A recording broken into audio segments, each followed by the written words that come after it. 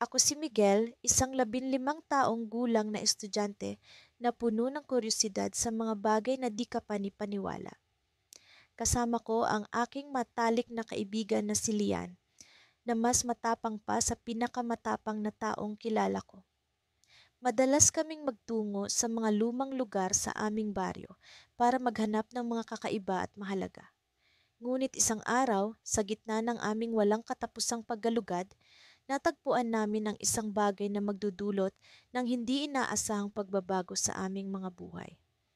Sa isang lumang bahay sa dulo ng baryo, isang bahay na madalas iniwasan ng lahat dahil sa mga sabi-sabi ng mga kababalaghan.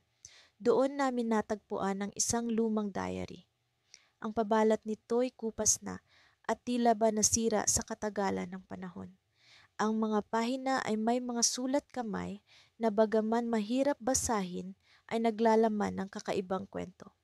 Isa itong alamat na tila ba hindi pa naririnig ni sino man sa amin. Nagsimula ang kwento sa isang dating kabataan na sa kabila ng taglay na yaman ay naghahangad pa rin ng higit pang kayamanan. Sa kanyang paghahanap, natuklasan niya ang isang lihim na daan patungo sa isang nakatagong yaman. Ngunit ang kapalit nito ay isang sumpa na magdadala ng kamalasan sa sino mang magtatangkang kunin ito. Ang sumpang ito ay nagdudulot ng matinding pag-aagawan at kasakiman sa mga nakakaalam ng lihim. Habang binabasa ito ni Lian ng malakas, naramdaman ko ang kanyang pag-aalinlangan, ngunit sa kabila nito may kislap sa kanyang mga mata. Miguel, hindi ba't ito na ang hinahanap natin? Bulong niya, puno ng pananabik. Ako'y napaisip. Isa itong pagkakataon na maaaring magdala sa amin sa isang pakikipagsapalaran na hindi namin malilimutan. Ngunit ang mga panganib na dala nito ay hindi rin biro. Sigurado ka ba, Lian? Tanong ko kahit ang aking puso ay umaalpas na sa excitement. Nandito na rin lang tayo, bakit hindi natin subukan? Sagot niya, ang kanyang boses puno ng determinasyon. Nagpatuloy kami sa pagbabasa, sinisiguradong hindi namin mamimiss ang anumang detalye. Habang tumatagal, nadarama naming tila kami ay hinihigop ng mismong alamat. Sa bawat paglipat ng pahina, tila ba unti-unting bumubukas ang isang daan patungo sa isang hindi kilalang mundo. Ngunit sa huling pahina, isang babala ang nakaulat na tila ba isinulat ng may-ari ng diary bago siya tuluyang nawala. Sa sino mang magtatangka, tandaan, hindi lahat ng yaman ay kayamanang pisikal. Tandaan ang sumpa at ang mga nawalan. Sa puntong ito, hindi ko mapigilang lumunok ng laway. Ano kaya ang ibig sabihin nito? Kami ba'y naglalakad patungo sa isang kapahamakan? Sa mga oras na iyon, nagdesisyon kami ni Liana na bumalik sa aming mga tahanan at mag-isip. Ngunit bago pa man kami makalabas ng bahay, may narinig kaming kaluskos mula sa itaas. Sa isang kisap mata, bumukas ang pinto ng lumang aparador sa aming likuran.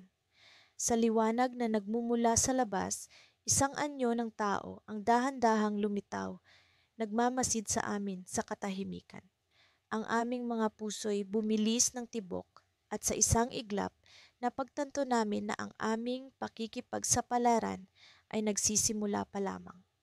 Sa araw na iyon, nagkita kami ni Lila sa paborito naming tambayan, ang lumang puno ng akasya sa likod ng eskwelahan. Bitbit ko ang diary na natagpuan namin sa lumang attic ng bahay ng lola niya, habang si Lila naman ay may dalang maliit na flashlight at ilang piraso ng papel na puno ng mga tala. Hindi pa rin ako makapaniwala na ang simpleng pagkalkal namin sa mga lumang gamit ay hahantong sa isang misteryosong paglalakbay. Rico, tingnan mo ito, bulong ni Lila habang inilalapag ang mga papel sa damuhan. Pinag-aralan ko ang mga pahina kagabi. Mukhang may tinutukoy itong alamat na hindi natin alam. Binuklat ko ang diary at hinanap ang pahina kung saan kami nahinto. Ang sulat kamay na tila naglaho na sa panahon ay nagsasalaysay ng kwento tungkol sa isang sinaunang kaharian sa gubat na di umano'y pinamumunuan ng isang mahiwagang nilalang. Sa gitna ng kaharian, may isang nakatagong kayamanan na matagal nang pinaghahanap ng mga tao ngunit walang nakakaalam kung saan matatagpuan. Bakit kaya ito isinulat ng lola mo? At bakit parang totoo ito? Tanong ko, habang tinuturo ang isang bahagi ng teksto na tila may binabanggit na mapa. Hindi ko rin alam, pero may pakiramdam ako na may koneksyon ito sa lugar na malapit sa ilog. Sagot ni Lila, sabay turo sa isa pang papel na may guhit ng isang lumang mapa. Sinilip ko ang mapa. Wala ito sa kahit anong libro o dokumento na nakita ko. Pero nang pagmasdan ko ito ng mabuti, napansin kong pamilyar ang ilang mga marka. Ito ang ilog na malapit sa atin, sabi ko, sabay turo sa isang kurbada sa mapa. Oh, at ito ang burol na laging tinutukoy ni Lola kapag nagkukwento siya noong bata pa tayo, sabi ni Lila, sabay tawa na may halong kaba at pananabik. Nagpasya kaming sundan ang mapa. Nang sumunod na araw, nagpaalam kami sa aming mga magulang na mag-aaral lamang kami sa bahay ni Lila. Pero sa totoo, naglakbay kami patungo sa ilog, dala ang diary, mapa, at ang aming mga sarili na puno ng pananabik. Habang naglalakad kami sa masukal na gubat, hindi maiwasang bumalik sa akin ang lahat ng kwento ng kababalaghan na narinig ko tungkol sa lugar na iyon. Layla, sigurado ka ba dito? Tanong ko, medyo kinakabahan habang pinapakinggan ang kakaibang tunog ng mga ibon sa itaas ng mga puno. Rico, kung hindi natin ito susubukan, palagi tayong magtataka kung ano talaga ang ibig sabihin ng diary na iyon. Sagot niya, may halong determinasyon sa kanyang mga mata. Matapos ang ilang oras ng paglalakad, narating namin ang bahagi ng ilog na tila hindi pa naaapakan ng ibang tao. Ang tubig ay malinaw at kumikislap sa ilalim ng araw. Hinanap namin ang mga palatandaan na nakasaad sa mapa. Sa likod ng matataas na halaman, nakita namin ang isang maliit na landas na tila matagal nang hindi ginagamit. Rico, dito yata iyon? Sabi ni Lila habang unti-unting bumubukas ang landas patungo sa isang maliit na kuweba. Habang papalapit kami sa kuweba, naramdaman ko ang malamig na hangin na tila umaagos mula sa loob nito. Sa kabila ng kaba, pumasok kami, hawak-hawak ang flashlight ni Lila. Sa loob, bumulaga sa amin ang mga sinaunang ukit sa pader, mga simbolo at figura na tila kwento ng isang alamat. Sa gitna ng kuweba, may isang pedestal na gawa sa bato. Rico, tingnan mo ito, bulong ni Lila. Sabay turo sa isang maliit na kahon na nakapatong sa pedestal. Dahan-dahan kong binuksan ang kahon. Sa loob nito, may isang lumang papel na tila punit-punit na sa tagal at isang maliit na kristal na kumikislap kahit nasa kaunting liwanag. Nang bigla, narinig namin ang isang malakas na kalabog mula sa labas ng kuweba. Napatingin kami sa isa't isa, puno ng takot at pagtataka. Sino pa kaya ang nakakaalam ng lugar na ito? Dali-dali naming binalik ang mga bagay sa loob ng kahon, ngunit bago pa man namin mailabas ang aming mga sarili mula sa kuweba, isang anino ang sumulpot sa may pintuan. Hindi namin maaninag ang anyo nito, ngunit alam naming hindi kami nag-iisa. Rico, ano ang gagawin natin? Bulong ni Lila habang hinahawakan ang aking braso. Hindi ko alam, pero kailangan nating magtago, sagot ko, habang dahan-dahan kaming umatras papasok sa mas madilim na bahagi ng kuweba. Umaasang hindi kami mapapansin ng kung sino mang nasa labas. Habang tumitigil ang aming mga puso sa kaba, naramdaman kong hindi pa ito ang katapusan ng aming kwento. Sa halip, ito pa lang ang simula ng isang mas malalim at mas mahiwagang pakikipagsapalaran. Hindi ko alam kung paano ko sisimulan ang araw na ito. Parang ang dami-dami kong gustong sabihin pero hindi ko mahanap ang tamang mga salita. Para bang ang bawat hakbang ko'y may hinahanap na kasagutan sa tanong na matagal nang bumabagabag sa aking isipan. Si Miguel, ang aking matalik na kaibigan, ay nasa tabi ko. Pareho kaming sabik at kinakabahan sa kung ano ang maaari naming matuklasan. Nang mabuksan namin ang lumang diary, nagkaroon kami ng kakaibang koneksyon sa mga nakasulat dito. Ang mga pahina ay tila nagkukwento ng isang alamat, isang misteryosong kwento tungkol sa isang lumang bayan na nawawala sa mapa. Ang alamat ay nagsasabi na ang sinumang makahanap sa nawawalang bayan ay makakatuklas ng isang lihim na kayamanang hindi pa nakikita ng sinuman. Ano sa tingin mo, Miguel? Totoo kaya ito? Tanong ko habang pinagmamasdan ang mga pahina ng diary. Ang tinta ay kupas na, ngunit ang mga salitang nakasulat ay may kapangyarihang magbigay buhay sa imahinasyon ng sinuman. Hindi ko alam, pero parang may kakaibang pull ang kwento, di ba? Parang may gustong ipahiwatig na hindi natin nakikita. Tugon ni Miguel habang nakakunot ang noo. Ramdam ko ang kanyang excitement na may halong pag-aalinlangan. Pareho kaming alam na ang paglalakbay na ito ay puno ng panganib, ngunit ang pag-usisa ay mas malakas kaysa sa takot. Nagpasya kami na sundan ang mga palatandaan na nakasaad sa diary. Ang unang hakbang ay ang pagtungo sa isang lumang simbahan sa gilid ng bayan. Sinasabi sa diary na ang simbahan ang magiging gabay patungo sa susunod na lokasyon. Hindi na kami nag-aksaya pa ng oras. Pumunta kami roon, dala ang mapa at mga pahina ng diary na nagsisilbing aming kompas. Pagdating sa simbahan, agad naming napansin ang kakaibang kapaligiran. Ang simoy ng hangin ay tila may daladalang mensahe mula sa nakaraan. Sa likod ng altar, may nakapaskil na larawan ng isang matandang lalaki at tila may mga simbolo na nakaukit sa paligid nito. Napansin ni Miguel ang isang maliit na pinto sa gilid ng larawan. Sa likod ng pintong iyon ay may makipot na hagdan pababa. Sa tingin mo, dapat ba nating buksan ito? Tanong ni Miguel, halatang may kaba sa kanyang tinig. Tumango ako, nagdesisyong sundin ang aming nasimulan. Bawat hakbang naming pababa ay tila nagdadala sa amin ng mas malapit sa sasagot na matagal na naming hinahanap. Ang hagdan ay nagtapos sa isang maliit na silid na puno ng alikabok at mga lumang kagamitan. Sa gitna ng silid ay may isang kahon na gawa sa kahoy. Binuksan namin ito at ang laman ay isang lumang mapa. Ang mapa ay may mga marka na hindi namin agad maunawaan, ngunit isang bagay ang tiyak. Ito ay nagtuturo sa direksyon ng nawawalang bayan. Habang tinitingnan namin ang mapa, naramdaman kong may kakaibang enerhiya sa paligid. Hindi ko maipaliwanag, pero parang may mga mata na nagmamasid sa amin. May nararamdaman ka bang kakaiba? Tanong ko kay Miguel na halata ring nag-aalinlangan. Oo, para bang may nagbabantay sa atin? Sagot niya. Pareho kaming natigilan, ngunit hindi kami nagpatinag. Alam naming hindi kami pwedeng umatras ngayon.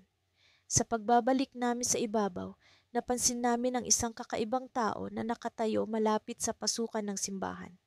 Nakasuot siya ng lumang damit, halos magmukhang parte ng nakaraan. Naglakad siya papunta sa amin at nangyari ang hindi namin inaasahan. Ang alamat na hinahanap ninyo ay may kapangyarihang kayang baguhin ang nakaraan, sabi ng lalaki sa tinig na tila nagmumula sa kung saan. Ngunit tandaan, hindi lahat ng lihim ay dapat tuklasin. Bigla siyang nawala at iniwan kami ni Miguel na naguguluhan at natatakot. Sino siya? Bakit siya nagsalita ng ganon?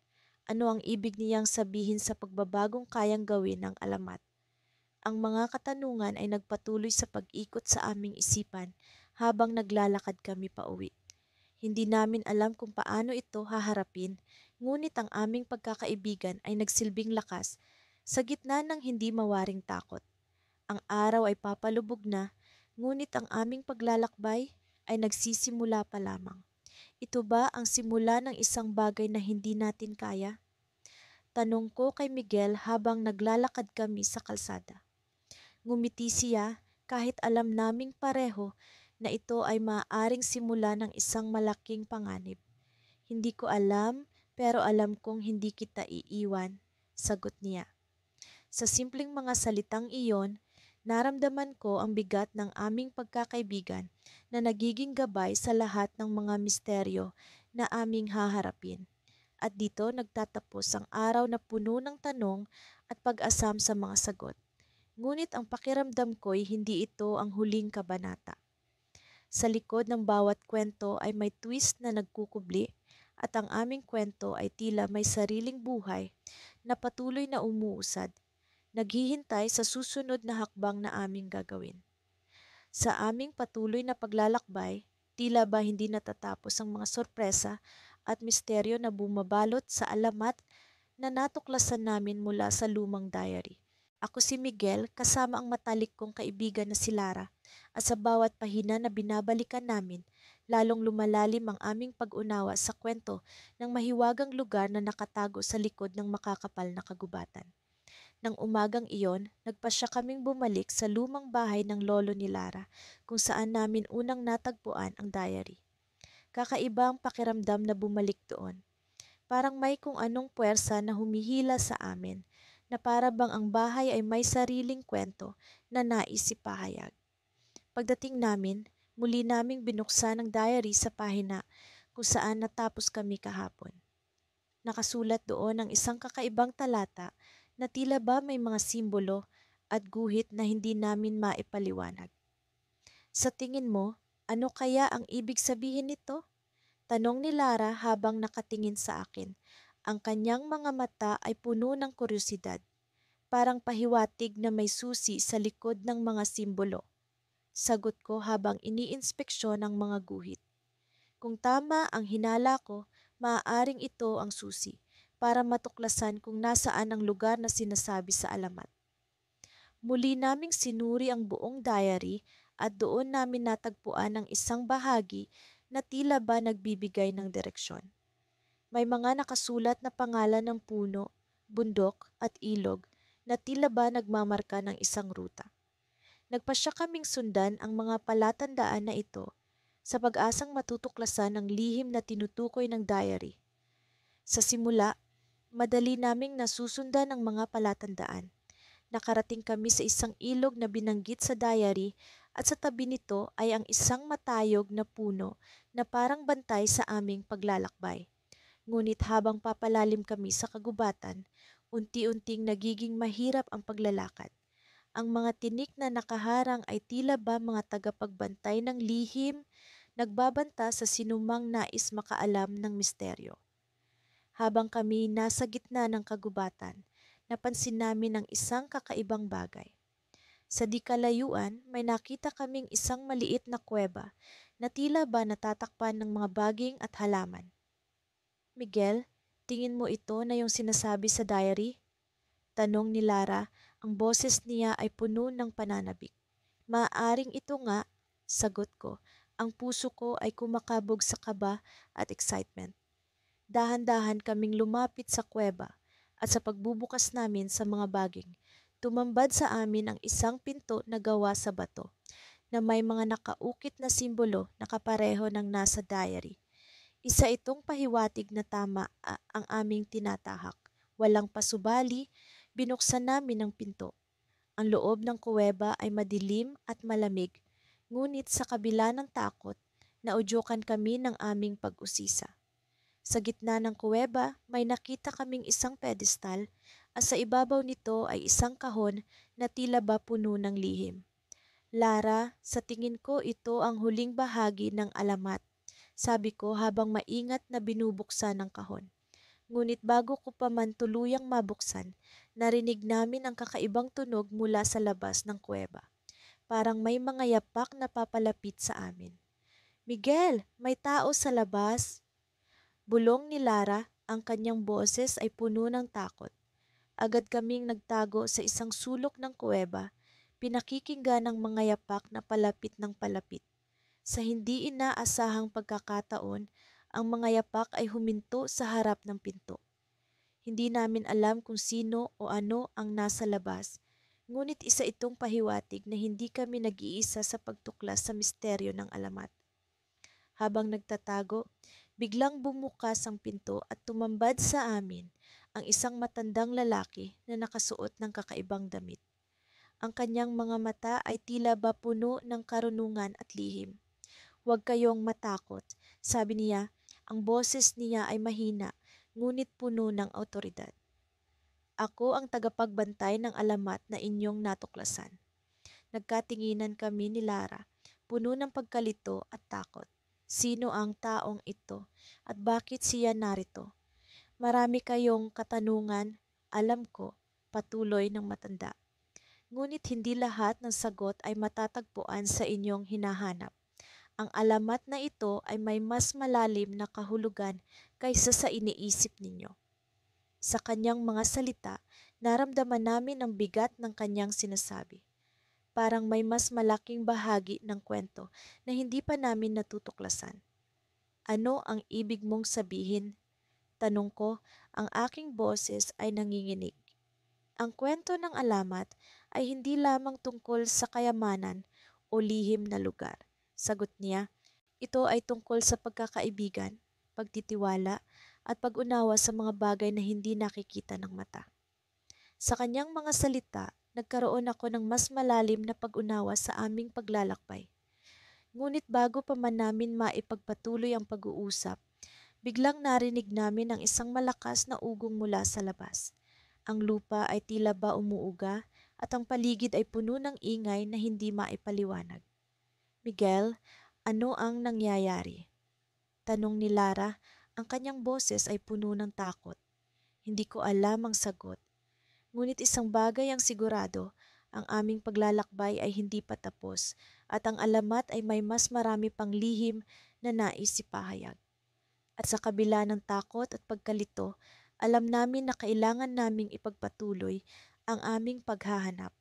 Dahil ang kwento ng alamat ay hindi lamang kwento, ito ay isang bahagi ng aming pagkakaibigan, isang paglalakbay na puno ng misteryo at pagtataka. Sa gitna ng katahimikan ng gabi, kami ni Miguel ay naglalakad sa makipot na daan patungo sa lumang bahay ni Lola Benita. Ang bawat hakbang ay nagbibigay ng kakaibang kaba sa aking dibdib, ngunit ang udyok ng kuryosidad ay hindi mapigilan. Ang diary na natagpuan namin sa lumang baul sa bahay ng aking lola ay puno ng mga kwento ng alamat na tila walang katapusan. Ngunit ang isang pahina ang talagang umantig sa aming imahinasyon. Isang kwento tungkol sa isang lihim na silid na nagtatago ng hindi mabilang na yaman at lihim ng nakaraan. "Sigurado ka ba sa plano natin, Carlo?" Tanong ni Miguel habang kami ay papalapit sa bahay ni Lola Benita. Ang kanyang tinig ay may halong takot at pananabik. "Oo, Miguel, kailangan nating malaman kung ano ang nasa likod ng alamat na ito. Hindi na ako makapaghintay na matuklasan ang lihim na silid na iyon." Sagot ko, pilit na pinapakalma ang sarili kahit ang puso ko'y tila naglalakbay sa alapaap ng kaba. Pagkapasok namin sa lumang bahay, binalot kami ng malamlam na liwanag mula sa mga lampara sa dingding. Ang amoy ng lumang kahoy at alikabok ay sumalubong sa amin, nagpapaalala sa akin ng mga alaala ng kabataan, mga kwentong naririnig ko mula sa aking lola tuwing bumibisita kami rito noong bata pa kami. Sa sulok ng sala ay naroon ang isang lumang orasan, tila nagmamasid sa bawat galaw namin. Hindi ko akalain na sa bahay na ito ay may nakatagong lihim. Bulong ni Miguel habang tumutungo kami sa hagdanan.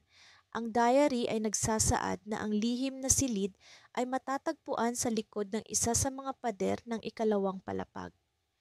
Ang hamon ay kung paano namin ito matutuklasan. Habang paakyat kami ng hagdan, narinig namin ang mahina at banal na tunog ng pagkaluskos mula sa itaas. Napatigil kami, nagkatinginan, at sa sandaling iyon ay alam namin na wala ng atrasan. Ang takot na lumukob sa akin ay isang malupit na paalala ng panganib na dulot ng pag-uusisa. Ngunit ang kagustuhan naming malaman, ang katotohanan ay mas matimbang.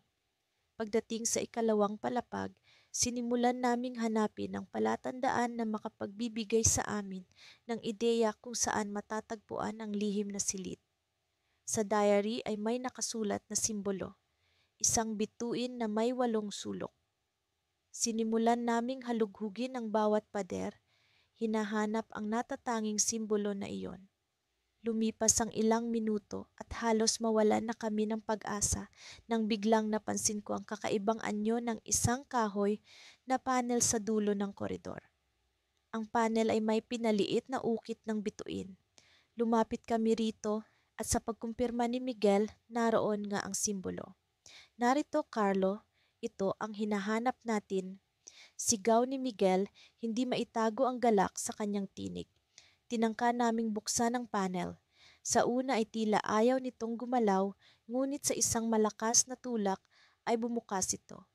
Ang pinto ay nagbigay daan sa isang madilim na silid. Nilabas ko ang aking flashlight at itinapat sa loob. Ang silid ay puno ng mga lumang kahon at kasangkapan na natatakpan ng makapal na alikabok. Sa gitna ay naroon ang isang luma at malaki na lamesa, tila puno ng mga papel at lumang aklat. Lumapit kami sa lamesa at sinimula ng pagsaliksik sa mga bagay na naroon. Ang mga dokumento ay tila mga tala ng transaksyon at mga liham na may hindi pangkaraniwang pirma.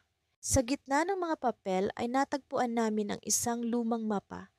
May mga marka na nagtataglay ng kakaibang simbolo. Ang pagtataka ay pilit na bumabalot sa amin. Ano ang tunay na kahulugan ng lahat ng ito? Habang tinitingnan namin ang mapa, biglang narinig namin ang malakas na tunog ng pagsara ng pinto. Napalingon kami at nakita ang anino ng isang tao sa pader. Ang aming mga puso ay kumabog sa takot. Sino ang taong iyon? Paano niya nalaman ang aming kinaroroonan? May ibang tao rito, Carlo, bulong ni Miguel, nanginginig ang tinig. At sa sandaling iyon, ang anino ay kumilos at kami ay napatigil din sa pagkilos. Alam namin na ang lihim na silid na ito ay hindi lamang basta kwento. Ang alamat ay buhay at kami ay nasa gitna ng isang misteryong hindi namin inaasahang magiging bahagi. Sa kabila ng aming kaba, tuluyan naming binuksan ni Mia ang lumang diary na natagpuan namin sa lumang baul sa attic ng kanyang lola. Ang amoy nito ay tila pinaghalong alikabok at mga lumang papel na matagal nang nakatago. Habang binubuklat ang mga pahina, unti-unti naming nararamdaman ang bigat ng mga salitang nakasulat dito. Ang bawat pahina ay tila may kinikimkim na lihim na hinihintay lamang na mabunyag. Natagpuan namin ang isang bahagi na tila isang kwento ng alamat. Isinulat ito ng isang tao na nagngangalang Isidro, na ayon sa diary ay isang matandang tagapagsalaysay noong dekada 50. Ang alamat ay tungkol sa isang mahiwagang bato na may kapangyarihang magbigay ng kakaibang lakas sa sino mang makakahanap nito. Ngunit ayon kay Isidro, ang bato ay may sumpa. Ang sino mang maghangad ng kapangyarihang dala nito ay magdurusa sa katapusan. Parang kwento lang ito, bulong ni Mia habang nagbabasa. Ngunit hindi ko maiwasang maramdaman na may katotohanan sa likod ng mga salita. Ang mga detalye ay napakalinaw, tila ito ay isang tala ng totoong pangyayari. Habang naglalakad pa uwi, hindi mawala sa isip ko ang alamat. Paano kung totoo nga ito? Paano kung ang bato ay narito lamang nagkukubli sa lugar na hindi inaasahan? Nang makarating kami sa bahay, agad kong kinuha ang laptop at nagsimulang mag-research. Hinanap ko ang kahit anong koneksyon ng kwento ni Isidro sa mga balita o tala ng nakaraan. Hindi ko alam kung ano ang hinahanap ko, pero alam kong kailangan kong malaman ang totoo. Nakahanap ka ba ng kahit ano? Tanong ni Mia habang pinapanood ang pag-aalala ko sa screen. Wala pa, pero hindi ko maalis sa isip ko ito, sagot ko. Parang may kakaiba talaga sa kwento. Gabi na noon nang magdesisyon kaming bumalik sa attic. May isang bahagi ng diary na hindi pa namin masyadong nababasa. Isang mapa na tila naglalaman ng lokasyon ng bato. Kinilabutan ako sa pag-iisip na maaaring totoo nga ito.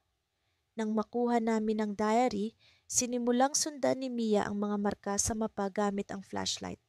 Nagulat kami nang makakita ng pamilyar na lugar, ang lumang gubat sa likod ng bahay ng kanyang lola. Sigurado ka bang gusto mong ituloy ito? Tanong ko. Hindi natin alam kung ano ang maaring mangyari. Ngunit sa halip na mag-alinlangan, ngumiti si Mia. Adventure ito, hindi ba? Saka, ano ba naman ang mawawala sa atin? Sa kabila ng takot, naisip kong tama siya.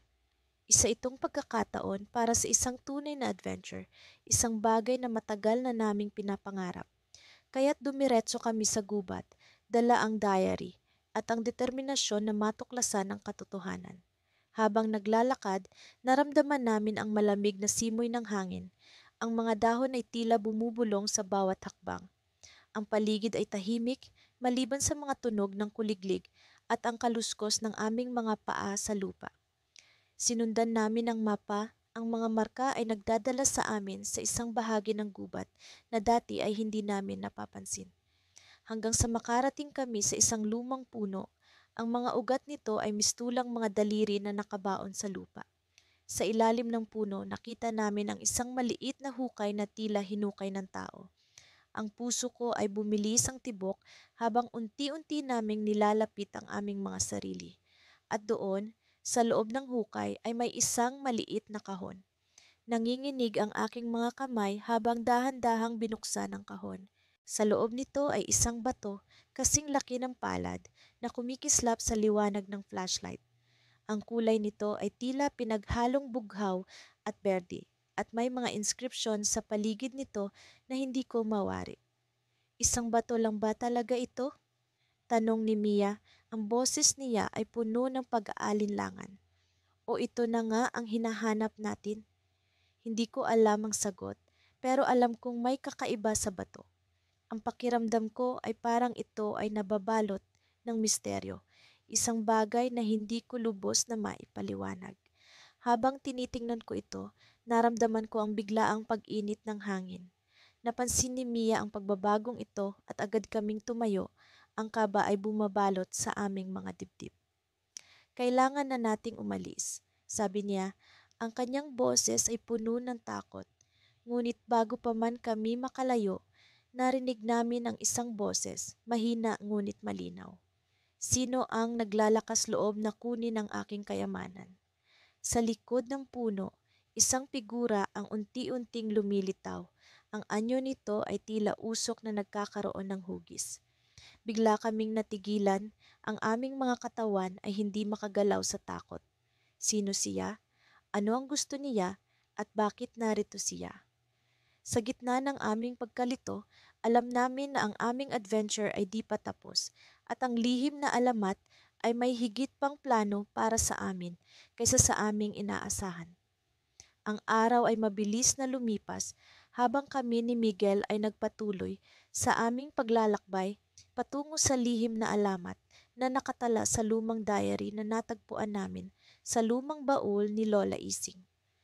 Ang hangin ay tila puno ng misteryo at hindi maipaliwanag na enerhiya na nagpapabilis ng tibok ng aking puso.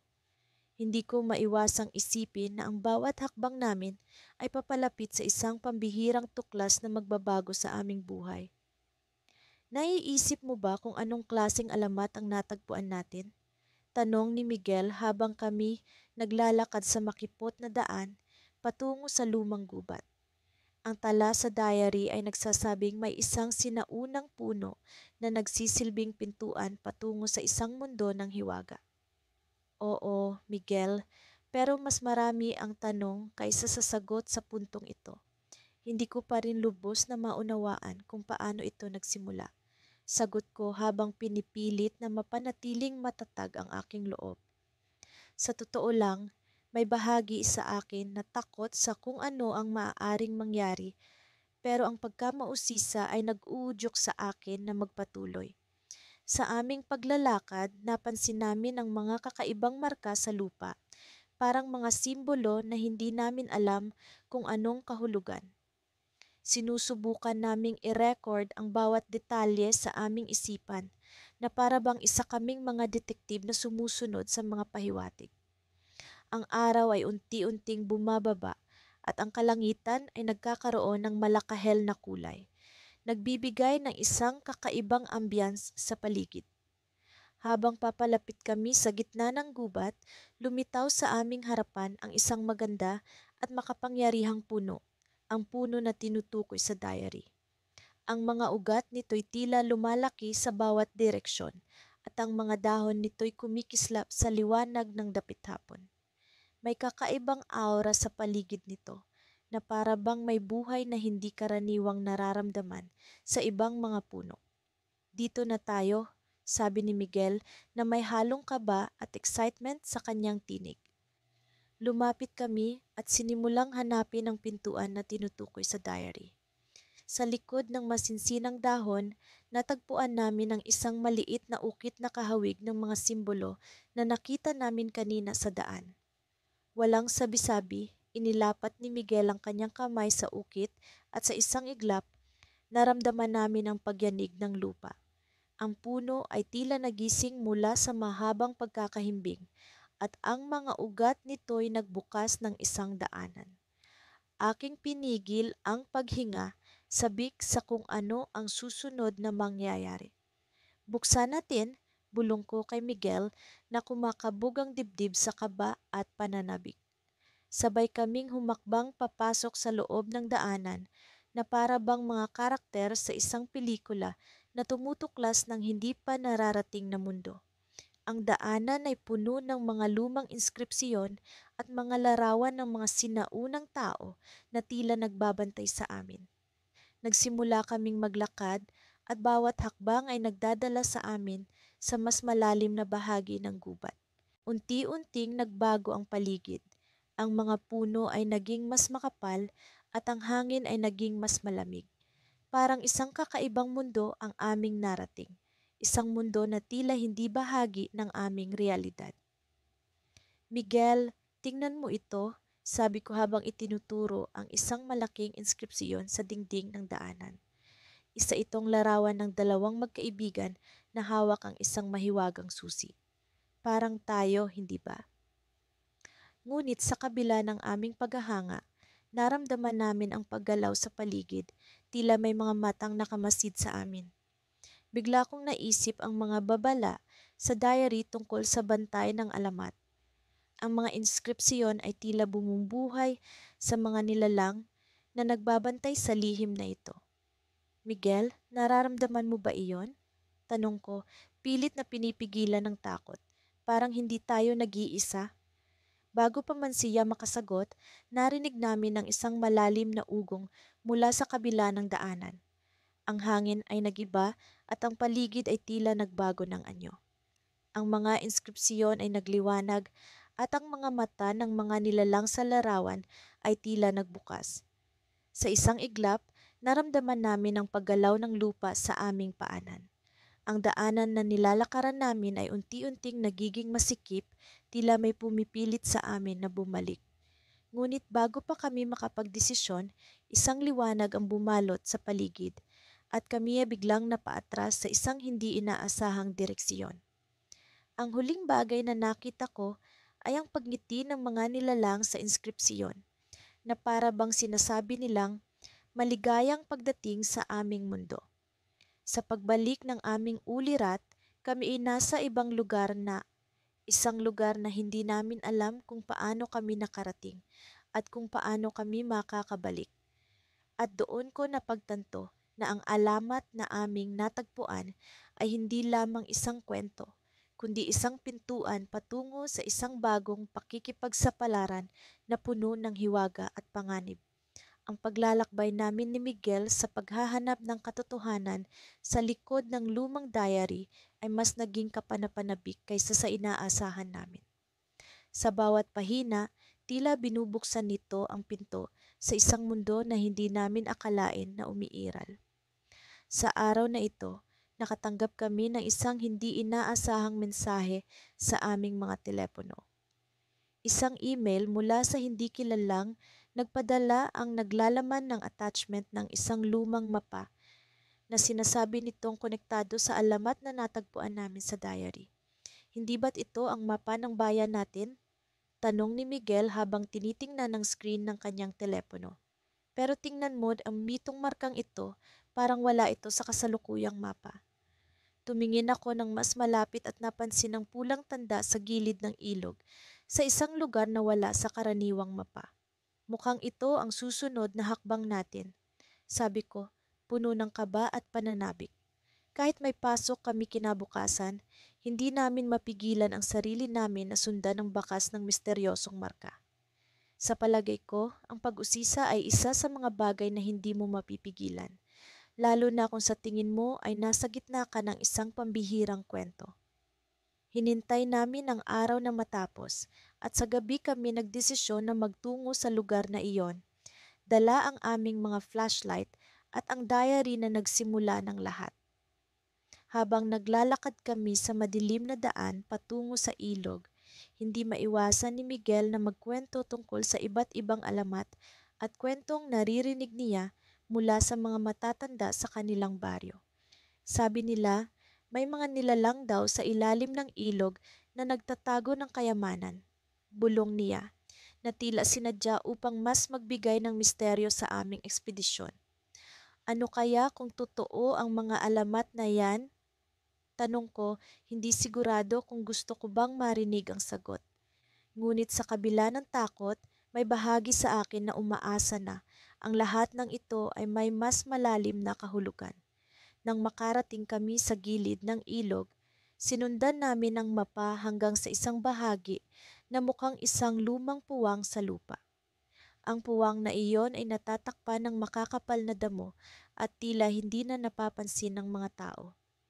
Sa ilalim ng liwanag ng buwan, nagsimula kaming maghukay gamit ang mga simpleng gamit na dala namin. Hindi nagtagal ay nakaramdam kami ng kakaibang bagay sa ilalim ng lupa. Isang kahoy na kahon na tila lumang-lumana at nababalutan ng putik. Nang buksan namin ito, bumungad sa amin ang isang kumpol ng mga lumang papel na tila mga dokumento o liham. Isa sa mga ito ay may mga simbolo na kapareho ng nakita namin sa diary. Ito na ba ang sagot sa lahat ng tanong natin? Tanong ni Miguel na hindi mapigilan ang excitement sa kanyang boses. Ngunit bago pa man namin lubusang maunawaan ang nilalaman ng mga papel, bigla naming narinig ang tunog ng mga yabag papalapit sa amin. Agad naming pinatay ang aming mga flashlight at nagkubli sa likod ng mga puno. Sa gitna ng katahimikan ng gabi, nakita namin ang isang anino na tila may hinahanap sa lugar na iyon. Ang kanyang kilos ay parang isang taong sanay sa dilim at ang mga mata niya ay tila naglalagablab sa pagnanasa na makuha ang kung anuman ang kanyang hinahanap. Miguel, anong gagawin natin? Tanong ko, halos hindi makalabas ang boses sa kaba. Huwag kang mag-alala, mananatili tayo rito hanggang umalis siya, bulong niyang pabulong. Ngunit ang anino ay biglang tumigil sa tapat ng hukay na ginawa namin at sa isang iglap tumingin ito sa direksyon namin. Sa takot na baka kami madiskubre, hinawakan ko ang diary na tila nagbibigay sa amin ng lakas at pag-asa. Ngunit ano nga ba ang lihim na tinataglay ng anino? At bakit tila alam niya ang tungkol sa hukay na iyon?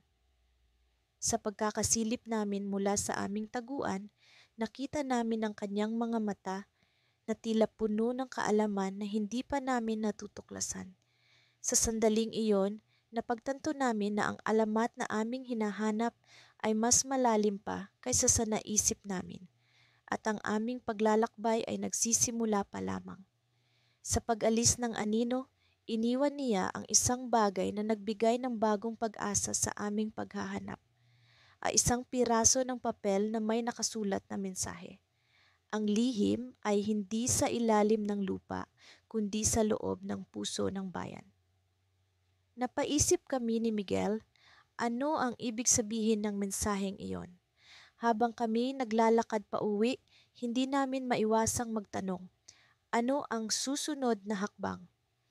Sa aming muling pagbisita sa lumang bahay ni Lola Matilda, ang hangin ay tila nagdadala ng kakaibang lamig na sinasalamin ng misteryo ng nakatagong alamat sa lumang diary.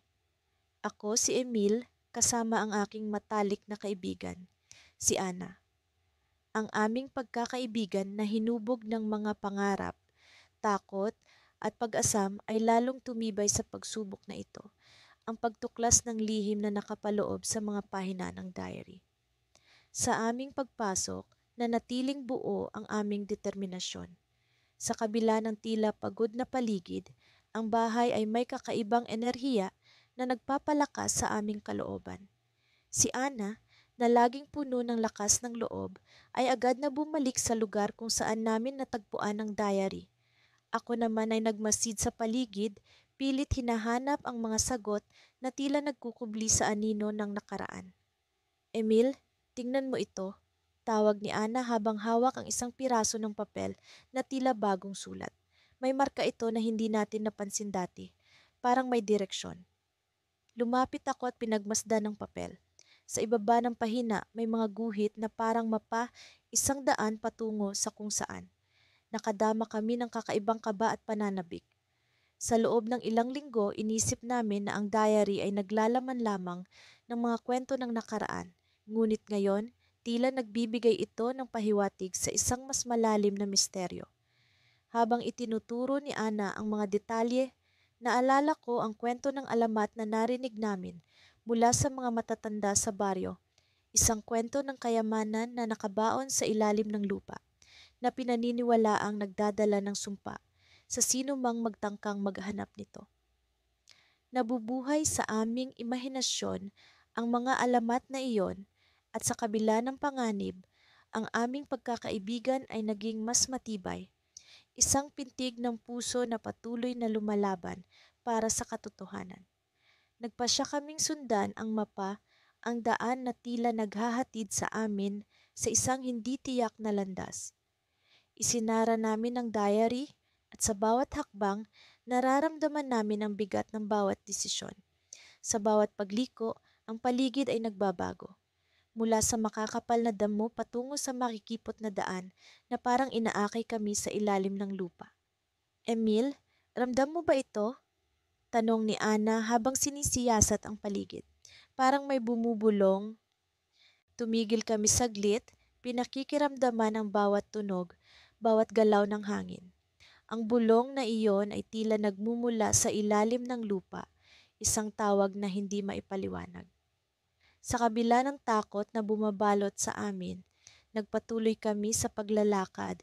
Ang aming mga puso ay pinapatibay ng pag-asa at pagtitiwala sa isa't isa.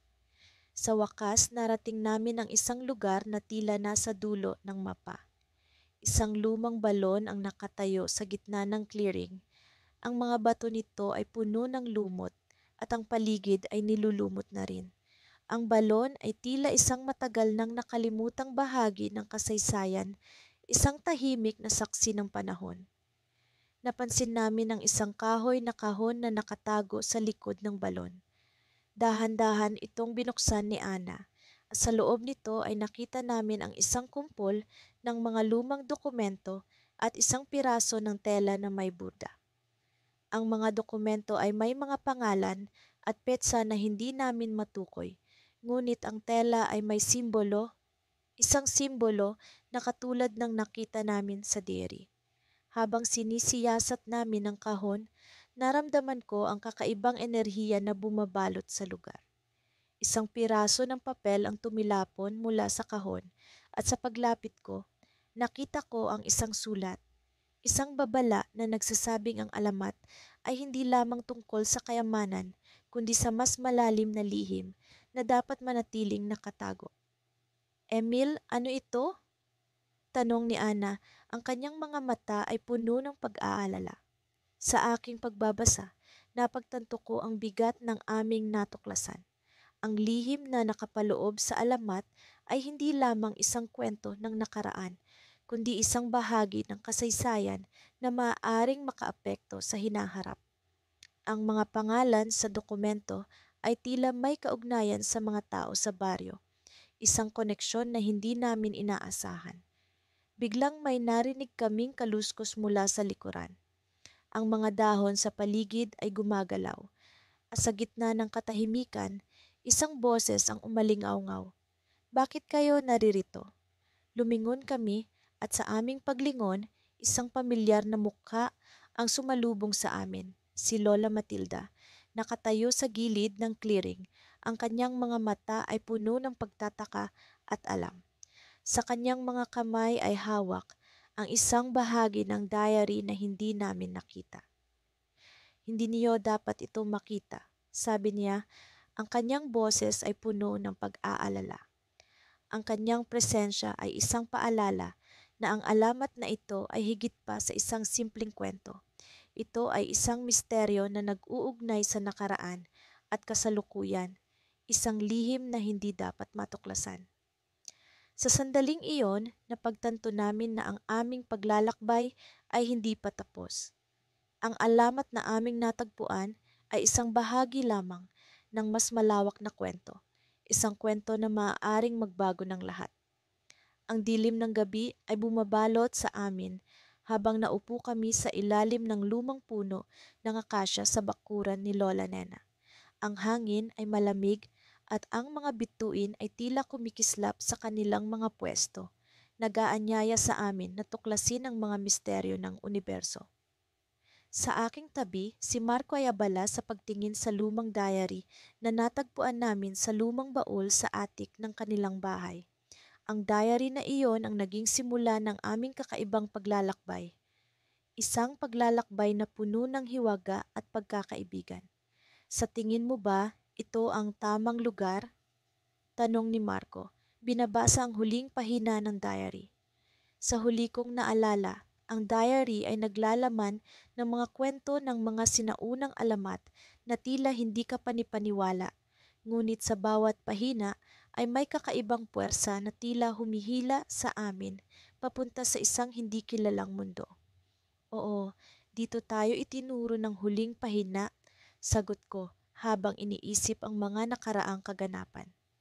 Sa loob ng diary ay may nakasulat na direksyon, mga patunay ng mga kwento ng mga sinaunang kababalaghan na naganap sa lugar na ito. Mula sa kwento ng isang nawawalang sibilisasyon hanggang sa mga misteryosong nilalang na nagtatago sa dilim ng kagubatan, ang mga kwento ay tila isang puzzle na naghihintay na mabuo. Habang hinihintay naming lumitaw ang anumang senyales, ang aming mga puso ay puno ng excitement at kaba. Hindi namin alam kung ano ang aming matutuklasan, ngunit alam namin na ito ay magiging isang karanasan na hindi namin malilimutan. Maya-maya pa ay may narinig kaming mga kaluskos mula sa likod ng puno. Napatingin kami sa isa't isa at sabay-sabay na bumaling sa pinagmula ng tunog. Narinig mo ba yon? Bulong ni Marco, halatang may halong takot sa kanyang tinig. Tumango ako, pilit na pinapakalma ang sarili. Siguro'y hangin lang yan, sabi ko, kahit na alam kong hindi lamang hangin ang narinig namin. Ang kaluskos ay tila tunog ng mga paa na naglalakad sa tuyong dahon. Nagdesisyon kaming sundan ang tunog kahit na ang aming mga hinala ay nagsasabing hindi ito makatuwiran. Sa aming paglalakad, naalala ko ang mga kwento ng mga ninuno ni Marco na isinulat sa diary.